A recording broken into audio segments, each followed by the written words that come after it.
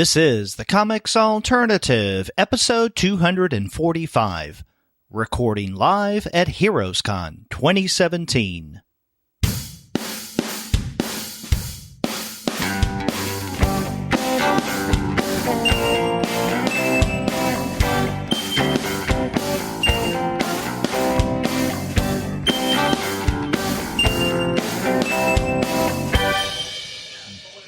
Hello and welcome to another episode of the Comics Alternative. I'm Derek. And I'm Andy, and we're two guys with PhDs talking about comics. And here we are on the floor of HeroesCon 2017 in Charlotte, North Carolina. This is the first of 3 days of the con. This is Friday, and as Andy and I have done over the past couple of years when we've had a table in Artist Alley, we make a recording every day of the con, and then those three recordings become our weekly review episode for the week after HeroesCon. So here you are hearing us on the very first day. Yep.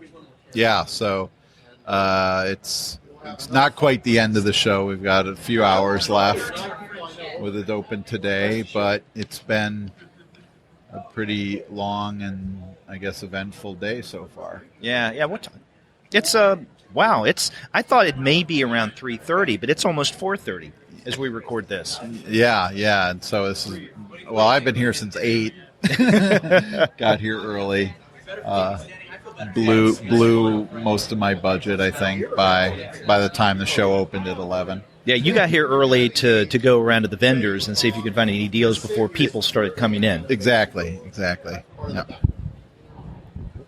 Fix the mic. Yeah, I got here later than I anticipated. I wanted to get here by 9 or 9:30. I got here a little after 10. Yeah, but you had you picked up some snacks, some stuff for the for us to eat, right? Yeah. So we have some sustenance. Yep. We're in an interesting place this year. Now, I think 2 years ago we had a pretty darn good location. We were not too deep into like one side of the convention hall. We had quite a bit of traffic.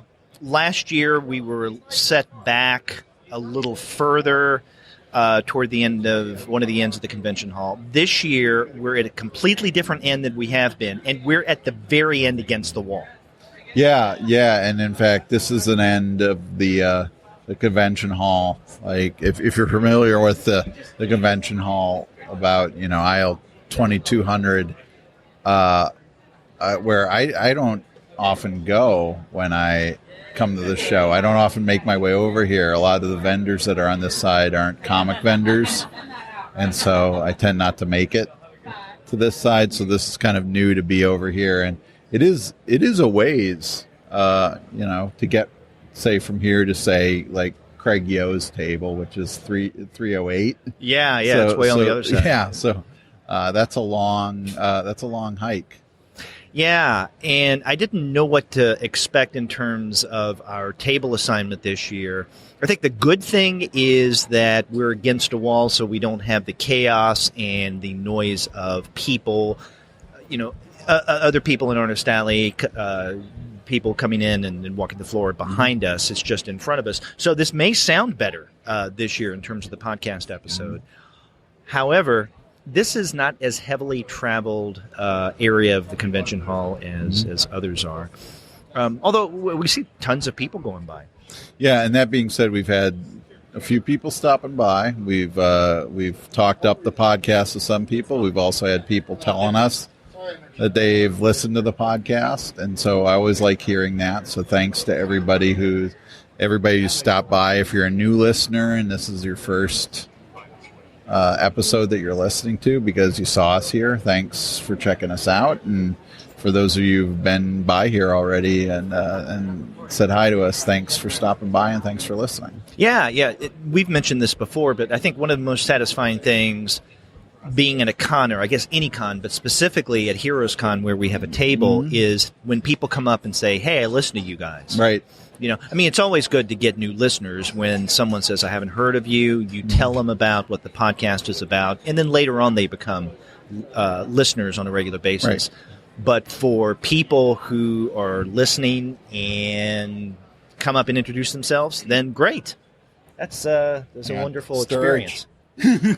Oh, Hey. Speaking of listeners to the show, We're recording right now, so do you want to be on the show, Sturge? Sturge, How can I say no? I'm on the Comics Alternative podcast. Woohoo! and Sturge, I finally get to meet you in person. Hey, we've corresponded a bit. I was listening to you this morning about Charles Foreman's. What's that? What's the Revenger in the Fog. one? Revenger in the Fog. And I was just talking to him about you, and he's not listened, so hopefully he's listening now. Yeah. Yeah, that's good. Yeah, that show went up this Wednesday. It was our weekly show. That's right. I was so excited. I got up at 5:30 this morning. I have a 2-year-old, and I woke up 2.5 hours before him. It's like a world record. Did you drive here then? Yes, Okay. just drove here and been running around. I gave the Hernandez brothers half of my money for the day. They're selling prints. Yeah. So sketches. you got Vivian. Yes, Is that right? I got Frogmouth. the Frogmouth, and I got Maria M with the cleaned up the Frankenstein looking fellow whose name I don't remember. Gorgo, that's it. So I'm real excited, and I've been buying books, even though I told myself I wasn't going to buy books because I just moved and I had to carry all the books. You're going to be here the rest of the weekend? Yes, I'm here all weekend, so I will be here again and again and again. Now I can even talk about other things if you want me to. Yeah. Yeah. We'd love to have you come by and talk with us at one of our recordings. One of the things we're doing, and we just set it up a moment ago, is every year when we're at HeroesCon, we record a little bit each day, and then that becomes the next week's regular review show. I've listened to them before, and I've never been a part of it, so I'm all giddy inside. My Patreon pledges are paying off. Yeah. Thanks That's right. for that too. And the weird thing is, we were just saying as you walked up that we very much appreciate when listeners come by and say, hey, I heard you guys. Hey, I heard you guys. So are you're gonna come to the Hernandez Brothers panel we're doing? Oh, yeah, at noon on Saturday. Well, Sunday. This is Sunday. Oh, Sunday, noon on Sunday. Not that in podcast land you don't care. But I'm be there. I tried to get Patrick Dean to go there, too, because I was just talking to him, and I was like, you need to go and to that panel, because he doesn't know how to read a program, so I was doing it for him. But I'm really excited for all of great. it. And you're recording that and putting that up, too? Yes. That's cool, because I was wondering. Or we hope to. Well, Yeah. they're videotaping it or video Okay. recording it. So the video recording is going to go up, Okay. and then we can strip out the sound. Or Derek can. I can't. It's like high tech. Yeah. Well, cool. I'm looking forward to that very much. So I might even listen to it after I see it live, which Well, then ask a question so then you can listen to yourself. I'll have to come up with a good question. Yeah. And you can hear yourself on at least 2 episodes of the Comics Alternative at HeroesCon. It's like my cup is overflowing right now. Yeah. We're into overflowing cups. And that's especially appropriate since you have both an image of Vivian and Maria M. Speaking of overflowing cups. Man. You said it way better than I can ever. Well, Sturge, it was great to meet you in person. Definitely come by the table again. I mean, we'll be here all I might weekend. do it in 5 minutes and see if I can get back on. Hopefully we'll be done. Yeah, and for Patreon supporters, extra time on the mic. Thank you. It all pays off. Please contribute. Oh, I appreciate it. Thanks a lot. Thanks. Yeah. And listen to Sturge. Become a member of the Comics Alternative by supporting us on Patreon. There you go. Boy, you couldn't have asked for better advertising right there. Better timing that Yes. he came by right when we were something. But I like getting a chance to see Sturge. I forgot that recently on Facebook I got, how Facebook gives you your memories like 3 years ago or whatever this happened, and it was, I think, 3 or 4 years ago, maybe even 5, that Sturge and I were on the academic panel here, and so it was him and me and Mike Cobra and Duncan, David Allen Duncan from SCAD, and Steve Saffel was the moderator that time, and that was, I think, the first time I did it. The first time I did that academic panel. But I don't think you were here that year. No, that was, 2014? Yeah, 2013 or 2014. I can't remember exactly which. But yeah, that's how I got to know. Okay. And you say that over the past couple of years we've been here, he's come by when I've not been around. Yeah, or I'll just run into them, because especially we'll often run into each other at panels because we've got similar interests. Yeah. And often at dinner, since we tend to go to the same places too. Yeah. Well, let's mention something about dinner. Last night, you and I got here yesterday afternoon, setting up the table, all of that. We ran into our good friend Craig Yo, and then the three of us went out to dinner. We had a really good time. Yeah, it was a good time. Craig threatened us with demotion. Is moving us to his second favorite podcast. And after 11 o'clock comics, apparently has been reviewing him positively. So we have to up our game apparently. We give Craig plenty of attention, and we have him on the show. There is more Craig Yo per episode on the Comics Alternative than you'll find in any other podcast. Now, the question is that a selling point? Yeah. But yeah, we had a good time. We went to Mertz. Yeah. So, but it's fun to hang out with Craig, hear about his new projects and stuff that we will, more than likely eventually be talking about. Yeah. We were getting some of the lowdown on a couple of his upcoming projects, including Reefer Madness, that should be coming out pretty soon from Dark Horse, and we were asking him a number of questions about that. Yeah. So, we've had a good time. We'll probably hang out with groups of people for dinner over the next day or two. Mm-hmm. So. Now, have you bought anything so far? The only thing that I bought, right before we recorded this, I swung by, and I can't remember what the merchant's called, but one of the guys that have trades for $5 just to see what they had, and I found a few things there. Uh-huh. So you haven't picked anything up from creators or anything like that? No. I have talked to a number of those creators, and that's going to go up in a separate episode that, at least by the time this goes up, may have already gone up, those various interviews, which we like to do when we're at cons like this. So, but no, I haven't gotten anything yet directly from creators. I'll go back around and do that swing through. Yeah, I did pick up. There was a few things I wanted to make sure I got, and I think I've picked up most of those. I always like to stop by Michelle Fife's table and pick up the latest Copra collection and the latest issues of that. So I did get those, and in fact, I was just before coming down. I did a kind of read through of the first 3 trades, rereading those, because I really like that series. Copra. Yeah, and then he's usually tabled next to Charles Forsman, who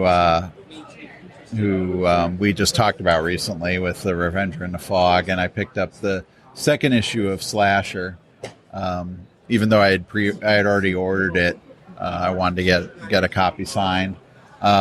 And then a few other things that I wanted to make sure I got was I wanted to get the Headlopper trade from Andrew McLean, so I picked that up.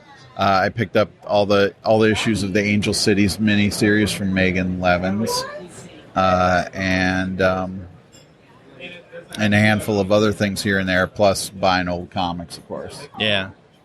One of the things I haven't done much of that at all in terms of purchasing, but another thing I haven't really done is to go around getting autographs or having people sign my books and comics.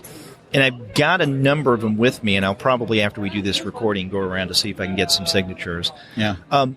This year I was much more haphazard than I have been in the past in terms of just gathering things for people to sign. There are a lot of things that I didn't realize until yesterday I completely forgot to bring with me to the con, and I'm kicking myself for that, but, that happens when you wait till the last minute. Yeah. Which is why I guess you don't wait till the last minute. Well, I anticipate HeroesCon so much that I usually start putting together stuff to get signed way in advance, like a month ago. I was already starting doing that because that's, That's just how I roll. That's how my brain works, I guess. And then what happens is the things even that I do remember to bring down, many times I don't go out and get signed because that's just, I feel like it's one more responsibility that I have to carry out when I'm here. And that competes with other things that I want to do. Right. So, for instance, going around and, seeing, what comics are there that I may be interested in buying, and definitely going around for interviews. And so I've made a couple of sweeps today around the floor, interviewing several creators. And I always feel that, I need to do this for the podcast. I know you don't have the same feeling. Which is fine. Yeah, well, hopefully we'll have some people over to the booth, too, to talk. Yeah. About stuff, but it's if fun. They can find us way over here. Yeah, well, I've usually let people know where we are, but when I've talked to them, but it's fun to to connect with, especially people we've interviewed but never met in person, and then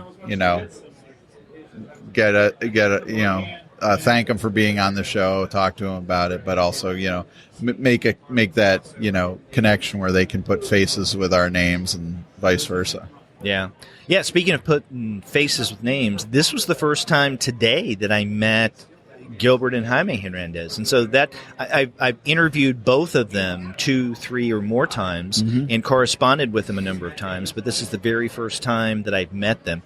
They were at SPX last year, but every time that I was around them, they were inundated with people, or they were busy or signing, and this year they were available. So here at HeroesCon. Yeah, I was glad to see them. Jaime was a little busy when I went up to talk to him, but I did get to talk to Gilbert for a while, and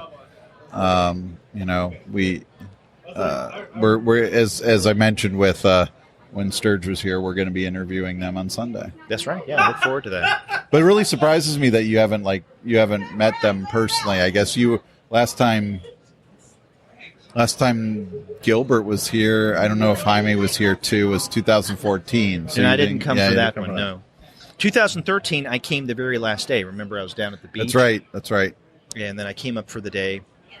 But I wasn't here in 2014, unfortunately. I was stuck working. Yeah.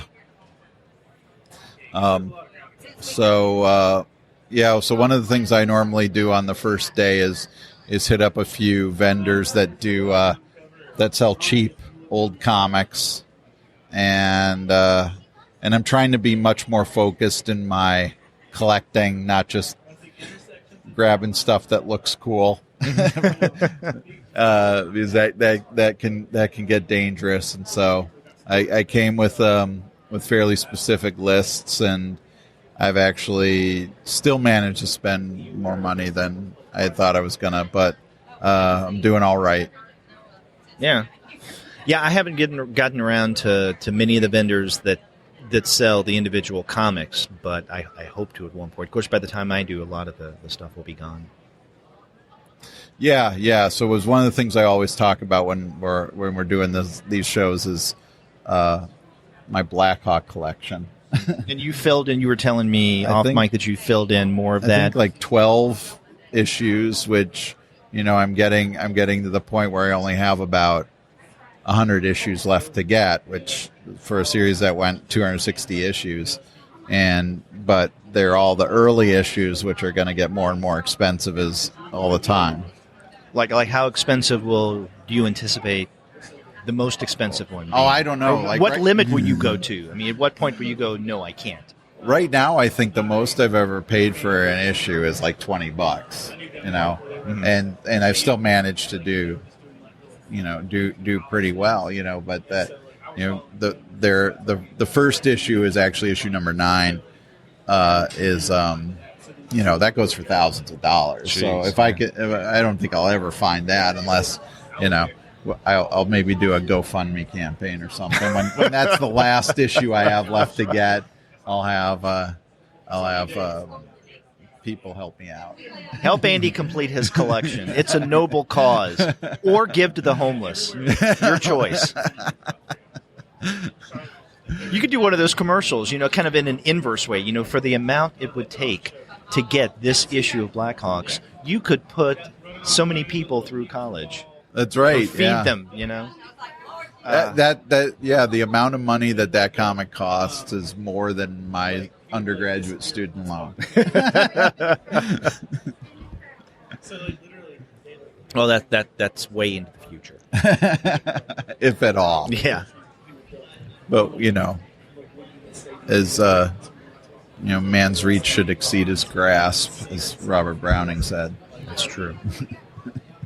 So we're going to be back doing this over the next couple of days, recording from the floor, telling you guys the kind of experiences that we've had, what we plan on doing, or if anything weird and wacky goes on that we feel that we could share with you. So when we'll be back, I guess, tomorrow. That's right. So we'll have fun and stick around because in a few seconds you'll hear what it's like for us tomorrow. In the future. Well, here we are on day 3 of HeroesCon 2017, and we recorded on Friday, the very first day. This is the second recording we're making for our week's review show, and we forgot to record on Saturday. Well, yeah, we forgot, but I think we have probably good justification because I was doing a panel at 2:30, and then we had a panel that we were both running at 4:30, right. And then the show floor closed at 6. Mm-hmm. So we had just enough time pretty much for that last half of the day at the end of the day to pack up and get ready for the evening. Yeah, we didn't have much time yesterday, so you're right. There is a really good excuse. And not even, 30, 40 minutes ago, we wrapped up our second panel, which was with the Hernandez brothers. And so, I feel that our main obligations are now past us, and so I can relax a little bit. Yeah, absolutely. Hey, we're, and maybe we could, the panels that we did, well, at least 2 of them, mm-hmm. The one we did together yesterday and the one with the Hernandez brothers today will hopefully be going up as episodes as well. So, do you want to talk a little bit about what we accomplished with those? Sure, yeah. And yesterday we did the panel Artists, which included Frank Brunner, Paul Galassi, Andrew Robinson, supposedly, and then Gerhard. I said supposedly with Andrew Robinson because right when we were going to start, we got word that he was going to run late because he was doing work for, the auction later that evening. Apparently that included more work that they anticipated because he wasn't even able to show up. But I think it worked out really well with just the 3 that were at the table. Yeah, because then we had 3 creators with Brunner, Galassi, and Gerhard who were, involved in various degrees with the, emergence of alternative comics in the late 70s and early 80s. Mm-hmm. And, with, Brunner doing work for Star Reach and later First Comics, Galassi doing work for doing Saber, one of the earliest graphic novels in 1978 for Eclipse, and other work for independent publishers, and then Gerhard being involved in so importantly in 240 plus issues of Cerebus. Right.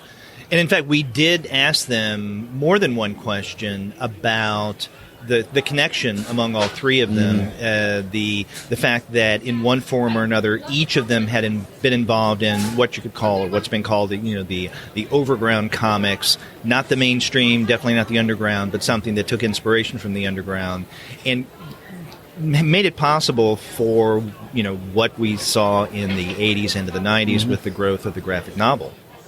Yeah, and one of the things I often find interesting when we talk about that stuff with creators of that era is that we might go into a question about the opportunities that were afforded by these new venues for creating comics, with the idea that these gave them new ways of new venues for a new artistic expression, or a different kind of artistic expression that they weren't getting from mainstream comics.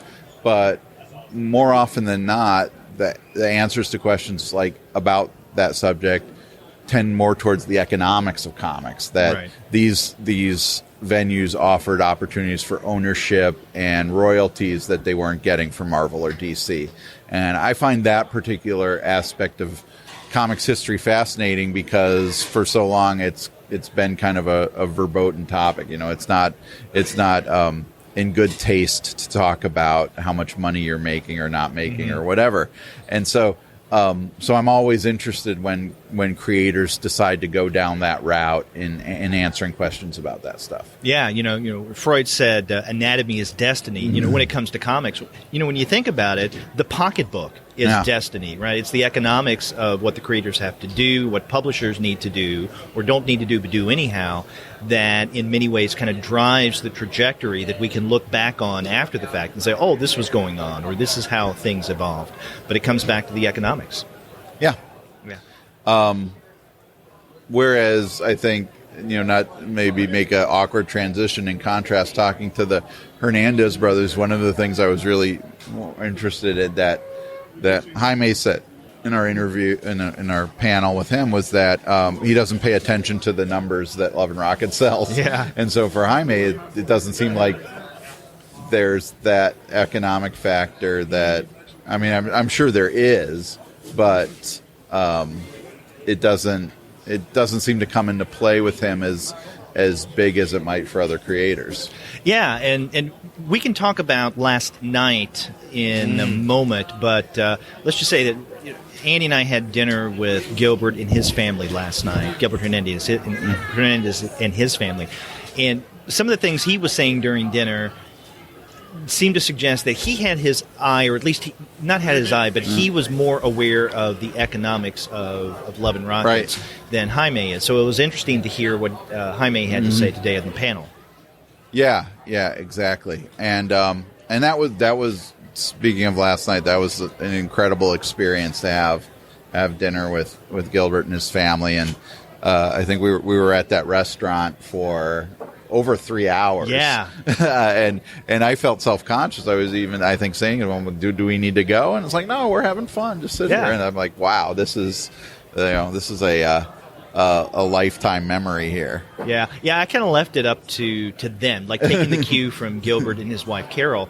If they start getting up, or if they seem like they want to go, then we'll go. Yeah. I was having a good time, and I know you and I and Gilbert were sitting at the same end of the table, and at times I became a little self-conscious. Well, maybe we're being a little exclusive here, but we tried to bring in other people, like your student Brandy, who helped us out at the table here for a while. She went out to dinner with us as well. She and her cousin. Yeah, and that was a lot of fun. I'm glad that opportunity came about. One of the things I was telling Brandy earlier, who was one of my students who took a comics class, and where we read Gilbert's Heartbreak Soup and Jaime's The Girl from Hoppers, and what I was telling her is that when I was an undergraduate, I had professors who, like when an author came to campus or was in town, invited me to come to dinner with them. So, not to name drop, but for example, when I was a sophomore in college, I got to have dinner with John Updike, and wow. And that was a huge that's a moment. Big name, yeah. Yeah, that's a huge moment for me. And so, as there's a lot of things I feel like as a teacher, a college teacher especially, that I want to make sure that were done for me by my teachers. They want to make sure that I can, if I have the opportunity to do those things for students, that I can. And so when this opportunity came up, that I could say to a student who's, who loves the Hernandez brothers stuff, hey, do you want to go to dinner with one of them? That is, I know how I would have reacted when I was a student if that opportunity came up. So I'm glad to be able to kind of pay that that forward the way I got it when I was an undergraduate. Yeah, and I think Brandy was a little starstruck. Yeah. So it turned out really well. It's interesting how the dinner came about, because at one point, I guess it was very early afternoon or late morning yesterday, Andy and I went to the Hernandez brothers table, which is halfway across the convention floor, and we were having some comics and books signed. And when they were signing mine, I said something to them. I said, "Do you guys have dinner plans?" I just assumed that they did, but we had talked about asking to dinner, and so I had to do it just to say, yeah. Because if I didn't do it, I would always wonder what would have happened if, right? And we got a definite "we don't have any plans" from Gilbert and Carol. Jaime, he may or may not have had plans. He ended up going out with someone else, but we thought that he may be able to join us. But when Gilbert and Carol said, yeah, we said, okay, we'll find a place and see if it's okay for you and set a time. So Andy was doing some searching around on a restaurant close by, picked out the Mimosa Grill, which turned out to be a really good place. Yeah, I'm really glad we went there. Yeah. That was, and so that was a blast. When we talked about old comics, we talked about old TV shows and movies. Yeah. And Natalia, their daughter, went with us. Yeah. And that was a blast. And I was worried a little bit that we kind of blew blew so many of our questions we were going to have for later, for the panel at that dinner. Today.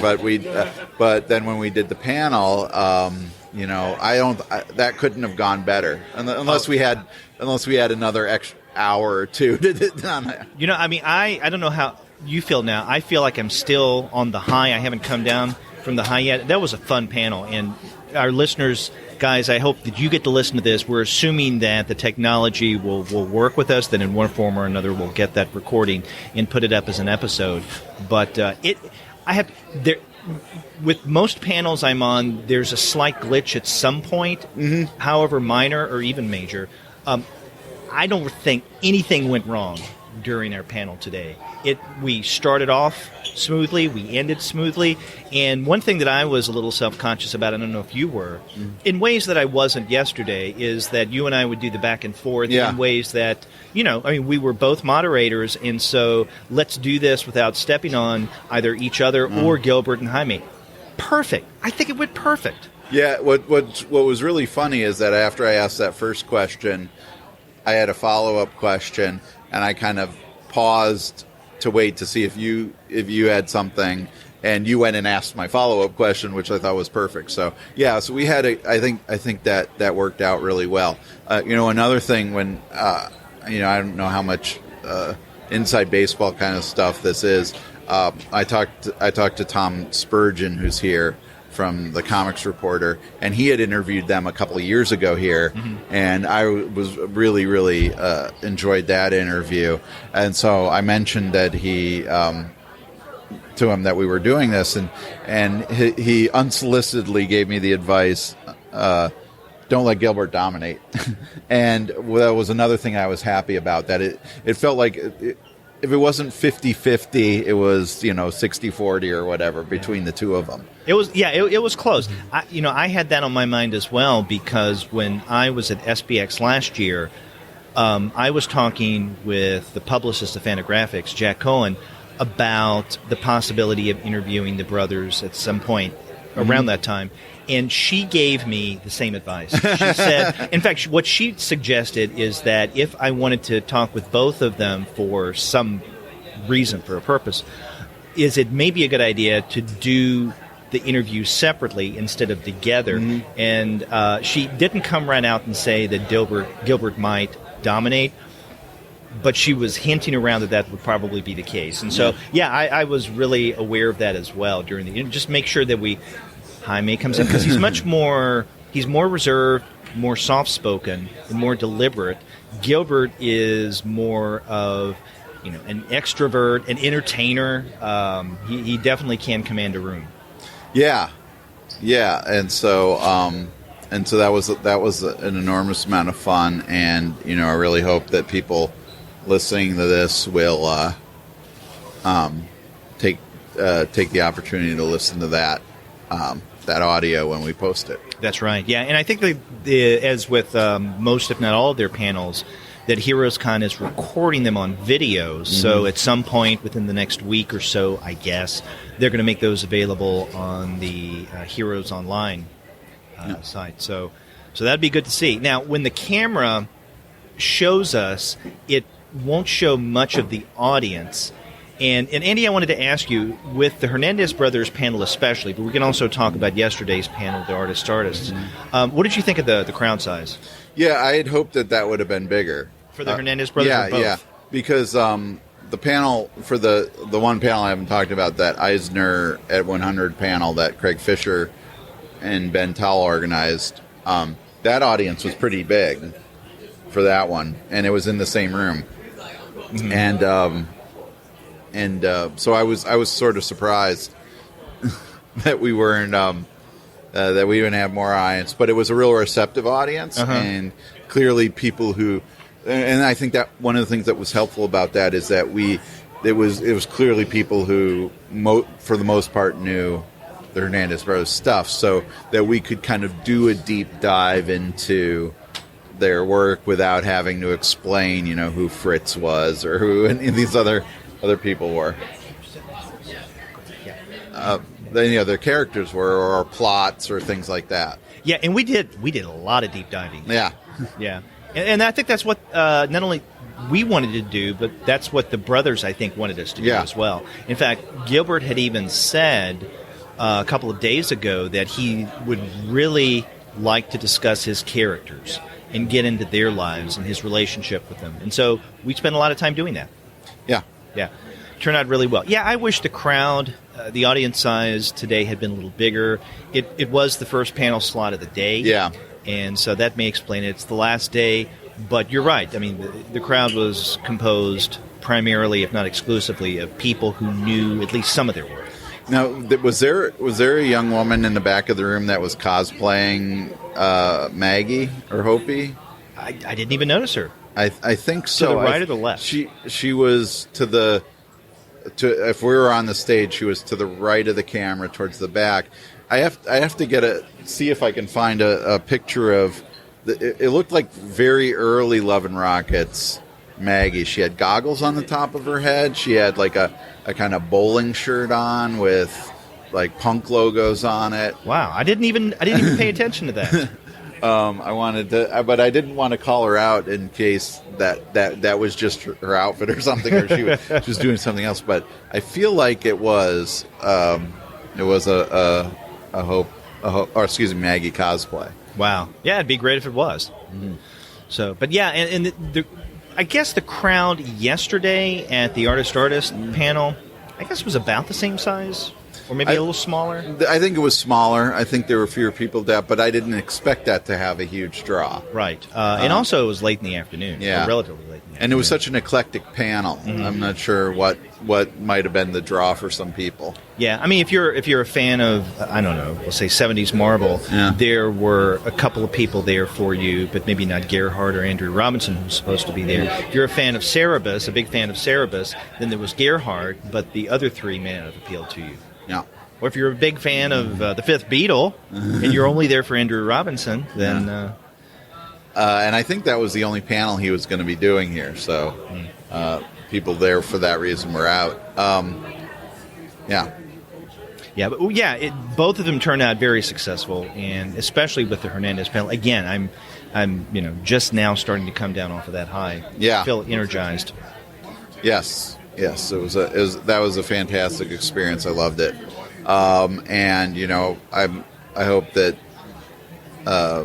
since we got this opportunity to do the number of panels we did, even having to turn down one, because it was too much, that we're in the rotation now. I hope that next year and the year after we'll get asked to do stuff. Yeah. So you were on that third panel that you haven't talked much about, the centennial of Eisner. Half of it was on Eisner and half of it on Kirby, and that took place, I guess, at 2:00 or 2:30? 2:30. 2:30. Yeah. So about mid-afternoon. Yeah, I was there for your and Dan. Dan, yeah. Dan, yeah. You did that close reading.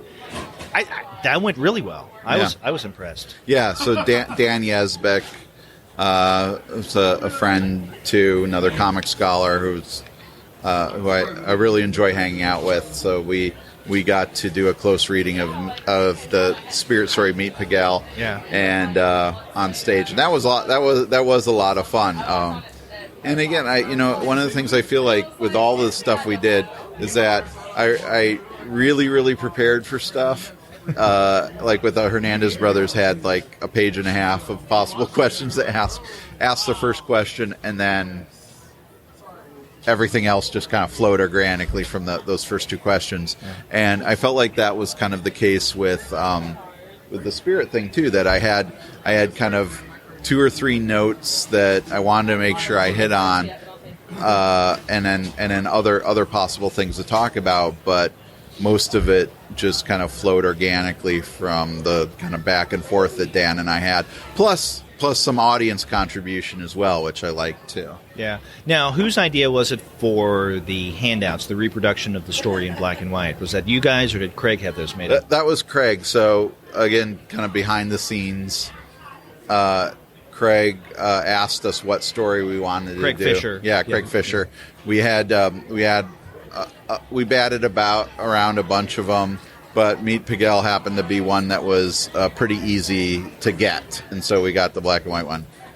Oh, look who's at the table! And now he's walking away. Bye bye. It's our old friend Craig Yo. He's so nervous about being on the air. Yeah, he's so shy. Boy, yeah, that's unusual. So. Hey, are you okay? We're getting a little pantomime. Yeah. Yo. Yo. Well, I'm glad you made it to this side of the convention hall. I thought I'd just do a little slumming. Okay. Have you picked anything? You can pick up the mic if you want. You don't have to keep bending down. You mean like, have I picked anything good up? You mean like con crud or something like that? Yeah, or the clap. Comics. Have you?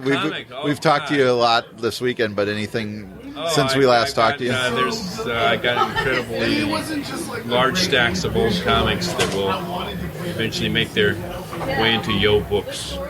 Oh, great! I got a lot of fodder for the canon. Yeah. And, I haven't had the chance to talk with you since that panel of yours. Andy and I were just, as you came up, we're talking about the various panels that we've been on. But your panel was a lot of fun. I guess you were preparing for yours. I wasn't able to go. But it was great. Once they get that put up on the Heroes website, I want to show Zoe what she could have helped you with had she been able to join us, because I needed a lot of assistance. Not just one, but 3 people. First, and yet she stayed away just to get educated or something. Maybe it's for the best. But that was fun. You had a good time with the various costumes and introducing Super Weird Heroes. Yes, I love Super Weird Heroes. Did you get some sales from that? Itself. Yes, many people have come to our table after hearing seeing the show and bought copies. So. Great. The system works. Yeah. Yeah. Well, it was fun yesterday. I had a good time. And you ended with the Yo March, the Yippee-I-Yo Society. Yeah. Yes, and me cosplaying as Phantasma. Yeah. Is that incredible? Yeah, I'm glad you didn't go with just the ribbon. Yeah, well, it's Charlotte. Yeah. Carolina. Yeah, it's still the Bible Belt. Yeah, well, no, there's law, and they've actually, the legislators have actually passed laws against me cosplaying as Phantasma.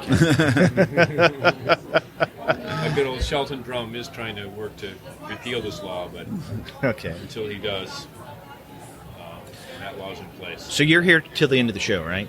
Yes, I am. Okay. I'll make it back over there. All right. It's good to see you, my good friends. Okay. Yeah. I have some good things I found that I want to share with you. Bring them down and show me, please. All right. Okay. Great. Yes. Goodbye to our loyal listeners. Okay. Take care, Craig. See you in a bit. So there you go. We had it's kind of like a walk-on. It's like what every now and again they would do on television programs, like on talk shows. A guest unexpectedly shows up with a cigarette in hand and a drink in another, and say, "Hey, look who it is!" And all of a sudden, the band starts playing that particular person's theme song. Yeah, well, since we were mentioning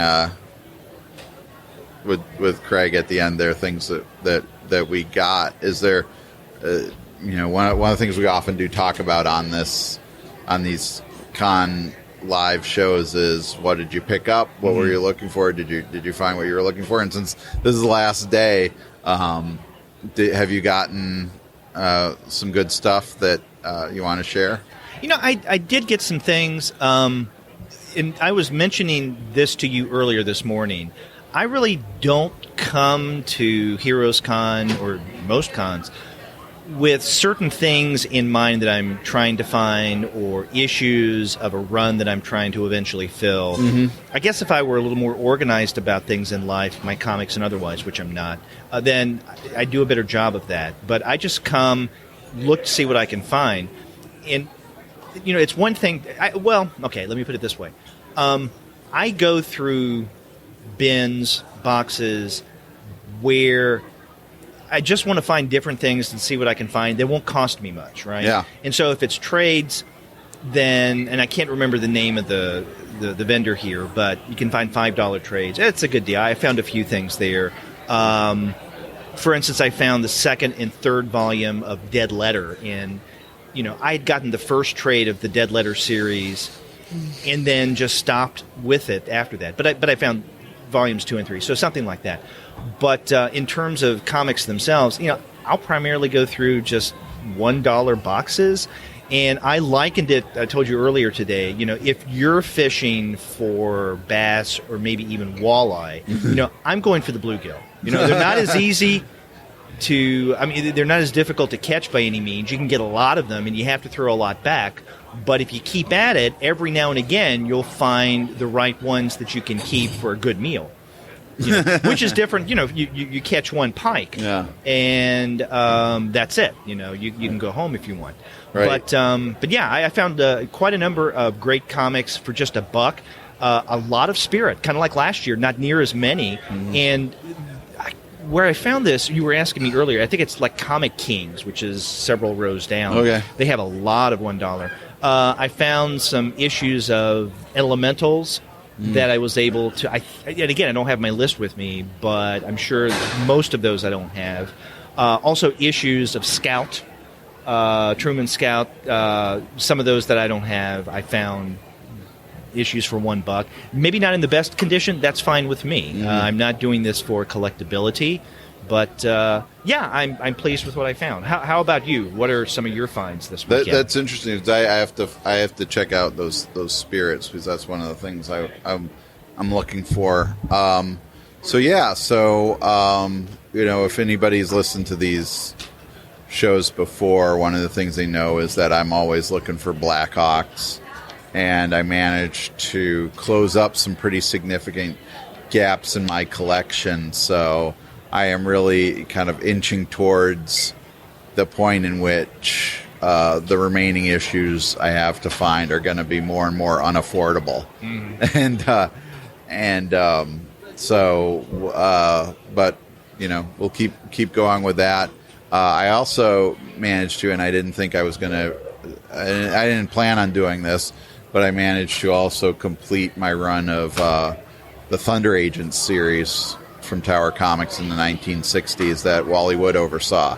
And that's a kind of nostalgic favorite of mine from when I was a kid. And so being able to find every issue of that I had remaining to find was, it's pretty exciting to me. So I'm going to probably, when I get home, do a read-through of that entire series. And then a bunch of other stuff here and there. Some stuff I'm looking for research. I got a couple issues of the Dean Martin and Jerry Lewis comic for pretty cheap. Yeah, that was great. And I didn't have any of those issues yet. And I always I've been collecting the Jerry Lewis series kind of off and on. I don't have a big run of it, but now I can add the Dean and Jerry comics to that. To that collection, so I'm happy for that. And don't forget Herbie. And Herbie, yeah, thanks for reminding me. A bunch of issues of Herbie I found for cheap. Yeah. So, yeah, you seem like you had a successful weekend in terms of the finds. Yeah. Yeah, so that's great. Yeah. But, this is, I felt that it's not that the first day Friday got off to a slow start. I don't think it did. Mm-hmm. It got off. I think it started rapidly, and I was tired, after the first hour of the con.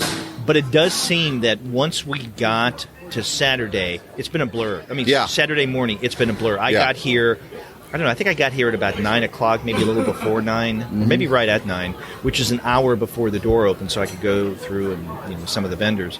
But from that moment on, it's like being in an accident. Something happens, you don't know exactly what, and it's only afterwards that you're trying to put the pieces together. Yeah, exactly. Yeah, it has been. Yesterday I didn't spend a dime except on food. Yeah. And that was because we were so busy with so many different things. Mm-hmm. And again, we accidentally skipped recording yesterday too. But we've made up for it today. Yeah. Yeah, so that's good. And also we got that guest walk-in from Greg. Yeah. Yep. Well, we are going to wrap up the last, 4 hours now? Does it close at 5 or 6? 6. It's 6. So there are almost 4 more hours of HeroesCon left, and we're going to, do what we can do. We already see someone right across from us packing up. And so people are going to start doing that. Andy and I are going to do some things before things close down. But we've enjoyed talking with you from the floor of HeroesCon 2017, and we hope you have enjoyed this episode. And there are going to be other episodes up that are based on, that we recorded from HeroesCon, a variety of interviews, a lot of short interviews, and then those panels, we hope to get a hold of sound recordings of those, the one with the artists, and then today's Hernandez brothers. Yeah. Yep. So, there will be a lot of content to listen to after this from HeroesCon. That's right.